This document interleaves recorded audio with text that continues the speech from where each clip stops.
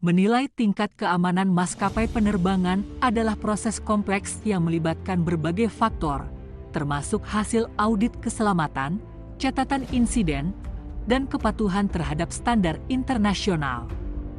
ICAO, International Civil Aviation Organization, melakukan audit terhadap negara anggota melalui Universal Safety Oversight Audit Program, USOAP, untuk menilai efektivitas pengawasan keselamatan penerbangan di masing-masing negara. Berikut adalah daftar 10 maskapai penerbangan di Asia yang dianggap paling tidak aman tahun 2025, berdasarkan berbagai sumber yang valid yang dirangkum sebagai berikut. 10. Air Koryo dari Korea Utara. Air Koryo adalah maskapai nasional Korea Utara yang didirikan pada tahun 1955. Maskapai ini memiliki catatan keselamatan yang buruk dan seringkali mendapatkan sanksi internasional.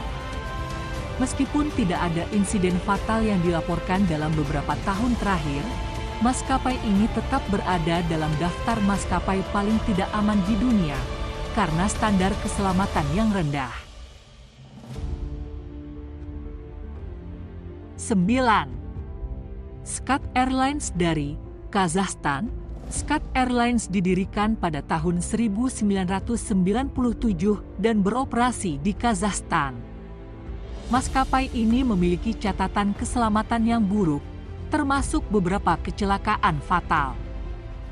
Pada 29 Januari 2013, penerbangan SCAT Airlines 760 jatuh saat mendekati Bandara Almaty dan menewaskan semua 21 orang di dalamnya. 8. Kam Air dari Afghanistan. Kam Air adalah maskapai swasta yang didirikan pada tahun 2003 dan berbasis di Kabul, Afghanistan. Maskapai ini memiliki catatan keselamatan yang buruk, termasuk beberapa insiden serius. Pada tahun 2018, Kam Air mengalami kehilangan besar ketika hingga 10 karyawan tewas dalam serangan terhadap Hotel Intercontinental Kabul. 7. Tara Air dari Nepal. Tara Air adalah anak perusahaan dari Yeti Airlines yang didirikan pada tahun 2009 dan beroperasi di wilayah pegunungan Nepal. Maskapai ini memiliki catatan keselamatan yang buruk, termasuk beberapa kecelakaan fatal. Pada 29 Mei 2022, penerbangan Tara Air 197 jatuh di wilayah Mustang, Nepal, dan menewaskan semua 22 orang di dalamnya. 6. Nepal Airlines dari Nepal. Nepal Airlines, didirikan pada tahun 1958, adalah maskapai nasional Nepal.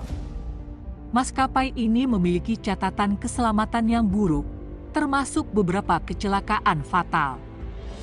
Pada 16 Februari 2014, penerbangan Nepal Airlines 183 jatuh di wilayah Arghanchi, menewaskan semua 18 orang di dalamnya. 5. Trigana Air Service dari Indonesia.